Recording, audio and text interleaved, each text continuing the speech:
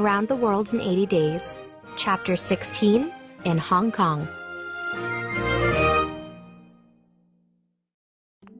Passepartout headed quickly to the port to reserve 3 cabins on the Carnatic. He was delighted that Odo was going to continue the journey with them. When he found Fix walking up and down the docks, he was not surprised. Fix seemed very worried. The detective had good reason to be upset. The warrant for Mr. Fogg's arrest had not arrived yet. It would not reach Hong Kong for 2 more days. Hong Kong was the last English territory on Mr. Fogg's route, and if Fix did not arrest him here, Fogg would escape. "Well, Monsieur Fix," said Passepartout as he caught up to the detective. "have you decided to go with us as far as America?"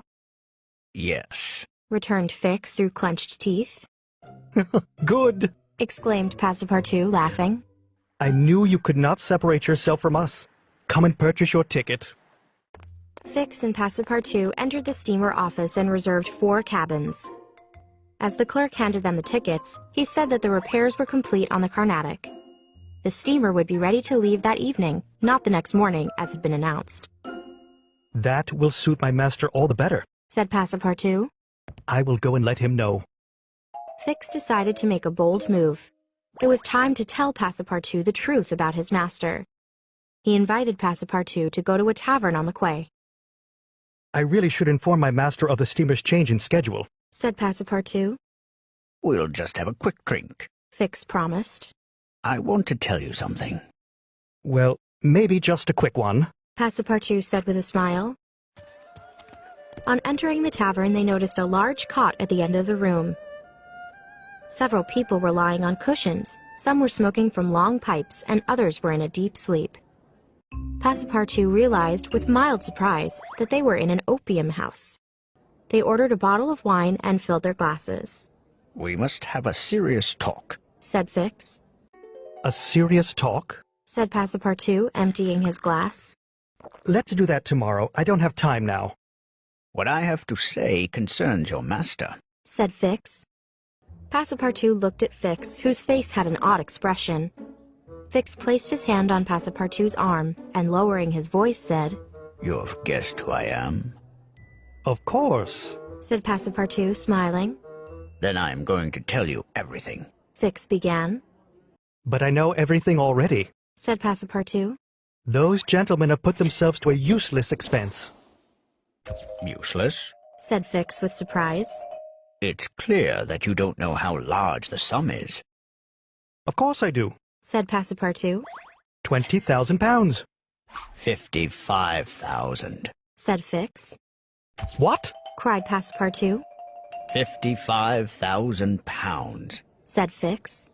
Now, if you help me, I'll share my reward with you. "Help you?" cried Passepartout, his eyes wide open. Yes, help me keep Mr. Fogg here for 2 or 3 days. said Fix. "It's a conspiracy, then. And it is organized by the gentlemen of the Reform Club." Passepartout was outraged. "Mr. Fix, my master is an honorable man. He is trying to win the wager fairly, and you are trying to postpone him. Shame on you." The detective passed his hand across his forehead. He would have to break the news delicately. Listen to me. said Fix. I am a police detective, sent here by the London office. Mr. Fogg's wager is only a pretext for leaving the country. On September 28th, a sum of £55,000 was stolen from the Bank of England. Phileas Fogg is the bank robber. "Nonsense!" yelled Passepartout, slamming his fist on the table. Would you like to be arrested as his partner? asked Fix abruptly. "No!" said Passepartout. I advise you to help me detain him, or you risk just such an arrest. said Fix. "I refuse." said Passepartout. He held his head between his hands. He couldn't believe what he was hearing. He filled his glass again and drank. Fix put his arm around Passepartout's shoulder. If that is how you feel, he said in a companionable way, please forget that I have said anything. Some pipes full of opium lay on the table, and Fix slipped one into Passepartout's hand. Passepartout drew several puffs. The smoke clouded around his head, and he fell unconscious on the table. While Fix was delaying Passepartout at the opium house, Mr. Fogg was escorting Aouda around the shops of Hong Kong. A lady, as Mr. Fogg was well aware, could not be expected to travel with only a carpet-bag. In the evening they returned to the hotel for an elegant dinner. At bedtime, Passepartout still had not returned. If Phileas Fogg could have been astonished by anything, this might have done it. But, thinking that the Carnatic was not departing until the morning, he was not concerned. The next morning, Mr. Fogg and Aouda prepared their bags and arrived at the quay to learn that the Carnatic had sailed the evening before. Upon hearing the news, Mr. Fogg's comment to Aouda was simply, "It is an accident, madam. Nothing more." Well, there I was, asleep in an opium den. That Detective Fix, I hope I never see him again. Perhaps you had never heard of an opium den before reading about our adventures. Now you know that these dens are like bars where the drug opium is served and smoked through pipes.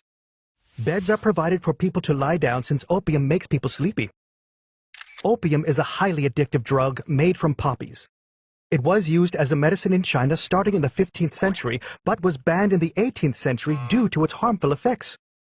Despite the ban, opium use in China flourished, and many Chinese people became addicted.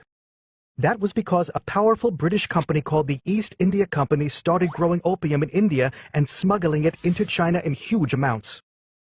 This business was so profitable that the British government let it continue. The Chinese went to war with the British twice to stop the smuggling, but the British won both times.